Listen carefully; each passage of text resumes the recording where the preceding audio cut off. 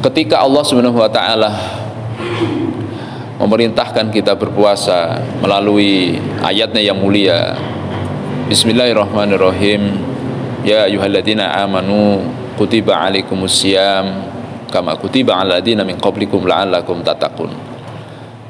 Wahai orang-orang beriman, telah diwajibkan, telah diperintahkan kepada kalian perintah untuk berpuasa. Mungkin bagi sebagian orang ada yang penasaran apa sungguhnya manfaat dari puasa itu sendiri. Bagi kita sebagai orang muslim, bagi kita orang-orang yang beriman, tentu puasa itu kita laksanakan semata-mata karena memang ini adalah perintah Allah Subhanahu wa taala. Tapi mungkin dari sebagian orang-orang ya di luar kaum muslimin, mereka ada yang bertanya atau mereka kemudian penasaran apa sungguhnya itu manfaat dari puasa itu. Manfaat mungkin secara kesehatan. Ada sebuah riset yang dilakukan oleh seorang profesor dari Jepang ya, pada tahun sekitar 2016-an, yang kemudian hasil riset ini beliau mendapatkan hadiah Nobel ya pada tahun 2016, yang meneliti tentang manfaat dari puasa itu.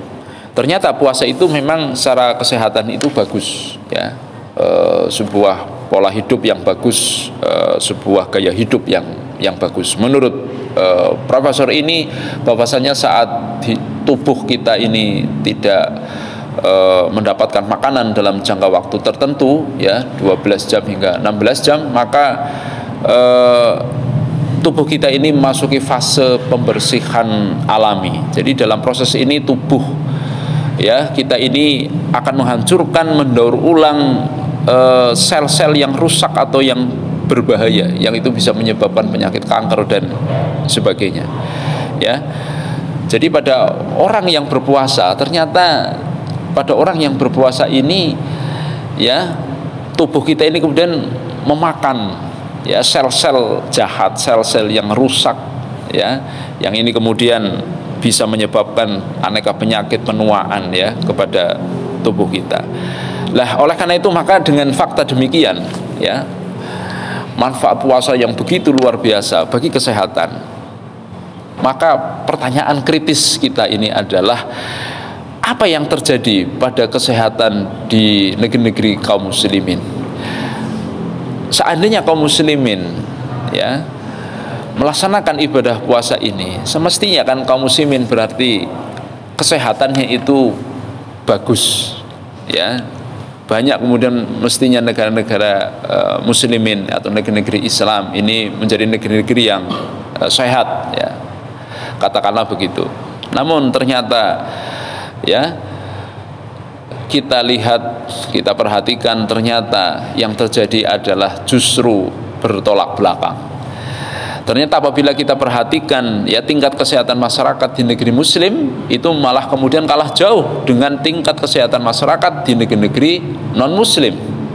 Negeri-negeri non muslim yang notabene mereka bukan Islam, mereka non muslim dan mereka tidak berpuasa. Ternyata ya, yang mestinya dengan puasa ya, ketika umat Islam itu menjalankan ibadah puasa, mereka berarti terhindar dari penyakit diabetes, tidak mengalami namanya obesitas ya dan sebagainya. Namun faktanya justru malah berdasarkan sebuah data 10 tahun terakhir, ternyata 1 dari 4 orang dewasa di Indonesia itu mengalami obesitas, mengalami diabetes ya. Bahkan Indonesia nomor 2 tuberkulosis di dunia. Ini adalah penyakit ya akibat, sekali lagi, malnutrisi. Belum lagi di Gaza. Di Gaza tingkat harapan hidup di sana juga turun ya, dari 75 tahun ini turun menjadi 40 tahun. Sebaliknya justru di negeri-negeri non muslim, misalkan di Jepang, tingkat kesehatan masyarakat di sana bagus. Di Singapura tingkat kesehatan masyarakat, angka harapan hidup di masyarakat Singapura ini juga lebih bagus lagi. Maka ini menunjukkan berarti di sini ada namanya ketidaksesuaian. Ini menunjukkan adanya paradoks atau saling bertolak belakang. Yang mestinya puasa tadi ini bisa kemudian meningkatkan kesehatan masyarakat, tapi kenyataannya realitasnya di dalam kehidupan kaum muslimin sendiri tingkat kesehatan masyarakat itu sangat rendah. Tentu ini adalah sebuah paradok, ini sebuah problem yang ini kita bertanya-tanya, berarti di mana ini kemudian efek dari puasa itu. Dan apabila kemudian kita perhatikan, sungguhnya di tengah-tengah kaum muslimin ini banyak sekali memang ketidakcocokan di kehidupan negeri-negeri Islam, ya, di Indonesia dan di negeri-negeri yang lain. Ini memang banyak sekali paradoks-paradoks, banyak sekali kemudian yang saling bertolak belakang. Misalnya pada tahun 2024 yang lalu, Pew Research Center itu melaporkan atau menempatkan, ya, Indonesia sebagai negara yang paling religius. Artinya berarti kan negara di mana masyarakatnya itu sangat, ya, menghargai, ya, menjadikan nilai-nilai agama itu sebagai, ya, barometer, ya, perilaku tindakan mereka. Nilai-nilai agama ini sangat diikuti, dihormati, dihargai. Tetapi kenyataannya kita perhatikan di tengah-tengah kehidupan umat Islam di negeri ini misalnya, ternyata pejabat-pejabat yang muslim, ya, ternyata mereka juga banyak yang terlibat korupsi, ya, korupsi tetap merajalela. Bahkan kemudian ini hari kita sedang dihebohkan dengan sebuah mega korupsi, ya, yang luar biasa, yang itu, ya, diperkirakan itu mencapai kerugian negara itu mencapai 1000-an triliun, ya, belum termasuk korupsi yang lain yang bernilai ribuan triliun, ya, di bidang pertambangan, di bidang yang lainnya.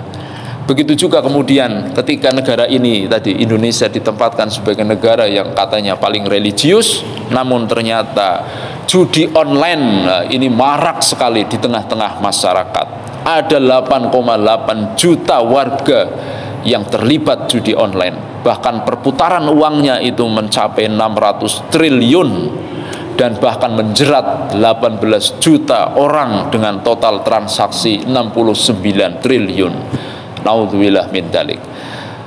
Demikian pula kalau kita perhatikan, sekali lagi banyak sekali paradok atau ketidakcocokan, ya, ketidaknyambungan. Ketika negeri ini, ya, dikatakan negeri yang paling religius, ketika kemudian masyarakat Indonesia dikatakan juga masyarakat yang jamaah hajinya itu paling besar, jamaah haji tiap tahun dari Indonesia ini meningkat, ya, belum lagi jamaah umrohnya, ya, sepanjang tahun itu masyarakat Indonesia ini berduyun-duyun untuk melakukan ibadah umroh di tanah suci. Tapi ternyata ini juga tidak berkorelasi dengan kualitas keberagamaan kita di Indonesia. Angka kriminalitas tetap tinggi, angka perzinaan tetap tinggi, angka perjudian tadi tetap tinggi, dan kualitas keberagamaan, contoh dalam perkara sholat saja misalnya, ternyata menurut sebuah hasil survei, ya, menunjukkan ternyata, ya, umat Islam yang melaksanakan ibadah sholat secara rutin itu hanya mencapai 38% saja. Ini baru ibadah sholat yang merupakan tiangnya agama. As-sholatu imaduddin, sholat adalah tiangnya agama. Ternyata ini juga kualitasnya itu belum menggembirakan. Demikian pula ketika kita lihat dalam konteks penegakan hukum hari ini di Indonesia, hukum ini juga, penegakan hukum ini masih kelam, hukum masih tumpul ke atas, ya, dan tajam ke bawah. Banyak kasus, ya, hukum itu ditangani, ya, ketika ini sudah menjadi viral, nah, seperti mungkin yang sedang ramai sekarang ini adalah masalah pagar laut. Oleh karena itu maka kita jadi bertanya-tanya, di mana kehadiran puasa yang setiap tahun itu menghampiri kita, seolah-olah kehadiran puasa bulan Ramadan ini tidak membawa impact apa-apa bagi kehidupan kaum muslimin dan bagi kehidupan kita di negeri ini. Oleh karena itu maka berarti di sini kita belum bisa mengambil, ya, makna yang dalam dari ibadah puasa yang disyariatkan oleh Allah Subhanahu wa taala ini. Mungkin selama ini kita baru berpuasa, tapi berpuasa sekedar puasa fisik, puasa jazadiyah, yaitu hanya menahan diri, menahan makan, minum, ya, berhubungan suami istri dan hal-hal lain yang membatalkannya. Tetapi kita bisa mengambil, ya, mendapatkan hakikat yang paling dalam dari ibadah puasa itu sendiri, apa yang sungguhnya Allah perintahkan, yaitu apa? Mestinya ibadah puasa ini adalah sedang mengajarkan kepada kita soal masalah pengendalian diri, soal masalah kemudian, ya, bagaimana puasa ini harusnya menjadi perisai, ya, junah bagi tindakan kita dari kita tidak berbuat maksiat, kita tidak berbuat dosa, ya. Oleh karena itu maka betul apa yang disampaikan oleh baginda Rasulullah Muhammad sallallahu alaihi wasallam di dalam sabdanya yang mulia, kam min shaimin laisa lahu min siyamihi ilal ju'u wal atos. Jadi betapa banyak orang itu berpuasa namun dia hanya mendapatkan apa? Mendapatkan mungkin tubuh langsing, mendapatkan kemudian hanya lapar, ya, atau mendapatkan, ya, dahaga, rasa haus saja. Artinya apa? Berarti selama ini kita masih gagal, ya, dalam menarik hikmah dari ibadah puasa yang paling dalam, yaitu apa? Sikap mawas diri, sikap pengendalian diri, yaitu sikap takwa. Yang itu sungguhnya mestinya itu yang harus kita kemudian, ya, takwa inilah, ya, yang harus kita betul-betul bisa mengambilnya dari hikmah puasa yang kita jalankan. Dan takwa itu semestinya bukan hanya takwa secara personal, tapi takwa itu juga harus mestinya kita wujudkan secara komunal, yaitu dengan kita menjalankan ketaatan kepada Allah secara komunal, yaitu dengan menerapkan syariat Allah Subhanahu wa taala secara kafah. Maka demikian maka insya Allah negeri ini dan negeri-negeri Islam yang lain jika menjalankan syariat Allah Subhanahu wa taala secara kafah, itu akan dibukakan oleh Allah pintu keberkahan dari langit dan bumi, insya Allah. Demikian, semoga bermanfaat. Wassalamualaikum warahmatullahi wabarakatuh.